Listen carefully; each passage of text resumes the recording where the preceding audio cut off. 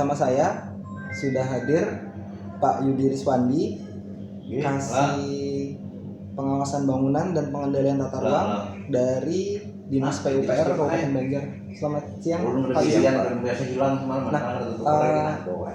Mau tanya nih Pak, terkait untuk SIMBG, kan bidang Bapak yang menangani SIMBG itu benar ya Pak ya? Iya. Nah saya mau tanya Pak, SIMBG itu apa sih Pak sebenarnya? Jadi sedikit saya menjelaskan terkait SIMBG Pak ya. SIMBG itu sendiri merupakan sebuah aplikasi untuk pelaksanaan perizinan agar dapat mendapatkan PBG atau persetujuan bangunan gedung. Jadi SIMBG itu sendiri merupakan suatu aplikasi online yang dibuat oleh pemerintah pusat, dalam hal ini Dinas PUPR, merupakan sistem informasi manajemen bangunan gedung. Jadi seluruh komponen-komponen perizinan untuk mendapatkan PBG harus melalui yang namanya aplikasi online SIMBG ini sendiri. Berarti untuk prosedurnya sendiri itu harus online apa juga bisa offline Pak? Jadi pasca dengan adanya disahkannya Undang-Undang Cipta Kerja ini, seluruh perizinan sekarang di seluruh Indonesia melalui aplikasi SIMBG ini secara online. Berbeda dengan sebelumnya, yang sebelumnya kita memakai konvensional dengan misalkan pengesahan gambar ataupun persetujuan dokumen teknis itu melalui manual secara konvensional. Melalui aplikasi SIMBG ini semua dilaksanakan secara online. Jadi pemohon ataupun pelaku usaha yang ingin mengajukan permohonan PBG-nya harus melalui persyaratan yang ada di dalam SIMBG itu sendiri. Berarti baik untuk perizinan maupun untuk verifikasinya sendiri semuanya dalam sistem online Pak? Iya betul. Semua pemohon kalau dulu tatap muka untuk mensahkan gambar dan segala macam, sekarang semua melalui online. Jadi pemohon dari manapun, baik dari rumah atau dari kantor mereka sendiri, itu bisa mengupload persyaratan-persyaratan yang diminta di dalam SIMBG itu sendiri, tanpa harus datang ke kantor Dinas PUPR, tanpa harus bertatap muka, semua secara online. Demikian juga dengan verifikasi yang kami lakukan.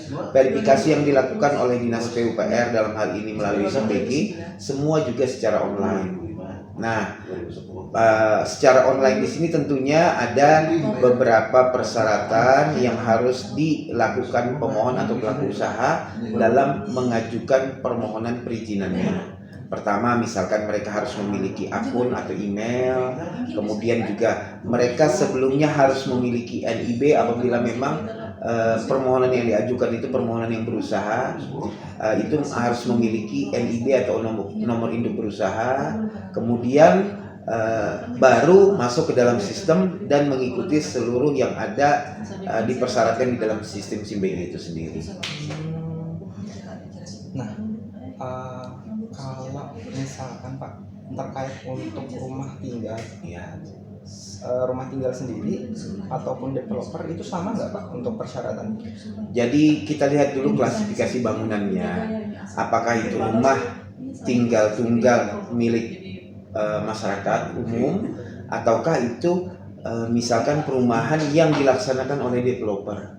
Kalau memang perumahan itu berbasis bisnis seperti developer, itu mereka harus melalui yang namanya sistem OSS dulu. OSS itu adalah sistem yang dimiliki oleh Dinas Penanaman Modal dan Perizinan Terpadu Satu Pintu atau DPM-PTSP. Setelah mereka melalui OSS, baru mereka masuk melalui SIMBG. Kalau untuk permohonan rumah tinggal tunggal ataupun rumah tinggal milik masyarakat, itu bisa langsung melalui SIMBG tanpa melalui OSS karena bukan berbasis usaha.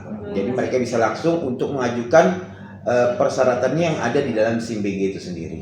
Jadi perbedaan mendasar sebenarnya di situ. Nah, kalau perbedaan peraturan penyelenggaraan bangunan gedung Pak dengan retribusi bangunan gedung Pak apa itu?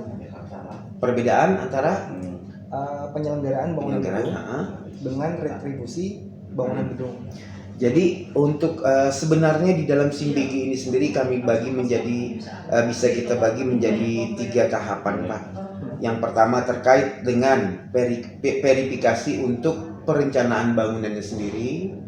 Kemudian yang kedua tahap pelaksanaan pembangunannya, dan ketiga terkait dengan pemanfaatan bangunan itu sendiri. Nah, untuk tahap perencanaan, pemohon yang ingin mengajukan perizinan ataupun ingin mendapatkan PBG itu harus memiliki pertama persyaratan teknis bangunan gedung. Yang dulu secara manual datang ke kantor, sekarang mereka bisa mengupload gambar-gambar teknis ataupun gambar-gambar mechanical electrical perencanaan pembangunannya itu melalui SIMBG. Setelah mereka mengupload dokumen persyaratan yang diminta, maka dari Dinas PUPR akan diterima yang dinamakan dengan operator di Dinas PUPR. Jadi operator itu memverifikasi kelengkapan administrasi dan teknis dari pemohon yang mengajukan permohonannya. Setelah diverifikasi oleh operator, apabila memang ada kekurangan, maka secara online pun operator mengembalikan kepada pemohon. Artinya misalkan Bapak kurang gambar ini ataupun harus melengkapi dengan kelengkapan ini dan segala macam yang ada dipersyaratkan, dan pemohon pun akan kembali mengupload kekurangan-kekurangan yang ada yang dipersyaratkan oleh operator. Setelah lengkap semua di perencanaan persyaratan perencanaan oleh pemohon dan sudah diverifikasi oleh operator, maka masuklah ke tahap selanjutnya, yaitu ke tahap yang akan diverifikasi oleh TPT, namanya tim pengawas bangunan. Nah, pertama pengawas bangunan akan memverifikasi permohonan yang dimohonkan oleh pemohon. Kemudian di dalam permohonan tersebut itu pun juga akan nanti by system akan meminta akan menentukan apakah pemeriksaannya ini melalui TPT, namanya tim penilai teknis, ataukah melalui TPA. Kalau klasifikasi bangunannya termasuk kompleksitas tinggi, maka akan melibatkan namanya tim profesi ahli atau TPA. TPA di sini seluruh kabupaten ataupun seluruh daerah yang melaksanakan SIMBG harus memiliki atau menetapkan tim profesi ahli itu sendiri. Nah, kebetulan di Kabupaten Banjar kami ada menetapkan melalui surat keputusan kepala dinas terkait dengan TPA itu sendiri. Kalau memang masuk ke TPA, maka kita akan berkonsultasi dengan TPA. Itu bisa secara onsite ataupun secara online. Kalau memang misalkan secara online bisa langsung dikonsultasikan dengan TPA melalui online, ataupun langsung berkonsultasi langsung dengan TPA secara onsite di tempat, misalkan di kantor dinas PUPR. Setelah mendapat persetujuan dari TPA atau TPT, maka permohonan akan lanjut ke tahap yang tadi seperti ditanyakan terkait retribusinya. Jadi di dalam SIMBG itu sendiri sudah include terkait dengan perhitungan retribusi IMB-nya atau retribusi PBG-nya sekarang namanya. Nah, untuk retribusi sendiri itu ada jadi retribusi ini sebelumnya itu kita masih memakai peraturan yang lama. Peraturan yang lama itu artinya apabila suatu daerah belum memiliki perda retribusi, maka dapat memakai perda yang lama. Sementara perda yang lama itu perhitungannya berdasarkan harga satuan per meter persegi bangunan dikali dengan luasan bangunan, dikali dengan koefisien indeks. Nah, tetapi apabila daerah sudah memiliki perda retribusi, maka perhitungannya perda retribusi yang terbaru itu memakai namanya HSBGN atau harga satuan bangunan gedung negara, bukan berdasarkan per meter persegi lagi, tetapi ada juga pengalinya dengan koefisien terkait dengan klasifikasi bangunan gedung, jenis bangunan gedung, dan tingkat pemakaian bangunan gedung sendiri. Semuanya itu sudah ada di dalam sistem, jadi kita tinggal mengikuti di sistem aja. Jadi simulasi harganya pun ada di sana, kemudian juga keluar harganya disimulasikan di sistem. Kalau memang kita sudah atau daerah tersebut sudah memiliki perda retribusi. Kebetulan Kabupaten Banjar di dalam bulan Februari kemarin itu sudah bulan April kemarin itu sudah memiliki perda retribusi perizinan tertentu. Jadi untuk kedepannya kita sekarang sudah mencoba menerapkan, mengimplementasikan perda retribusi itu agar di-upload atau dimasukkan ke dalam sistem.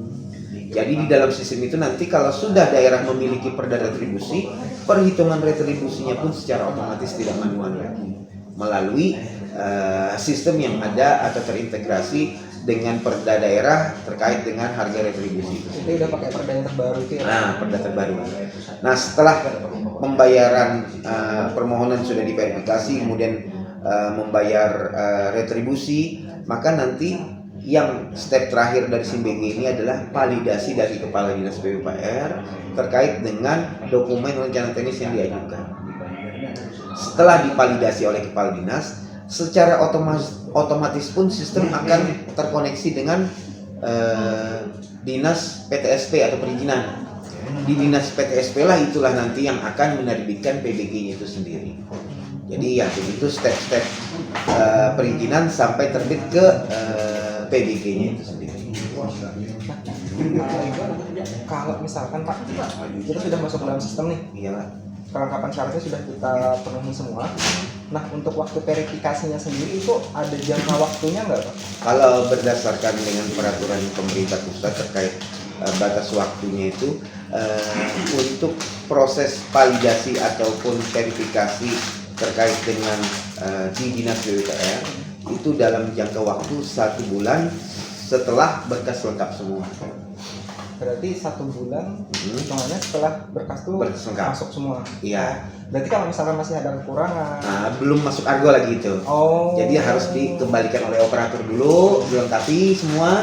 Setelah di-upload lagi dari pemohon lengkap ke kami, setelah diverifikasi dengan operator, dalam 1 bulan itu sudah harus ada validasi terkait dengan bangunan gedung itu sendiri, permohonan bangunan gedung itu. Berarti kalau kelengkapan sudah fix semua nih, nggak ada kekurangan lagi, baru bisa running gitu Pak? Iya.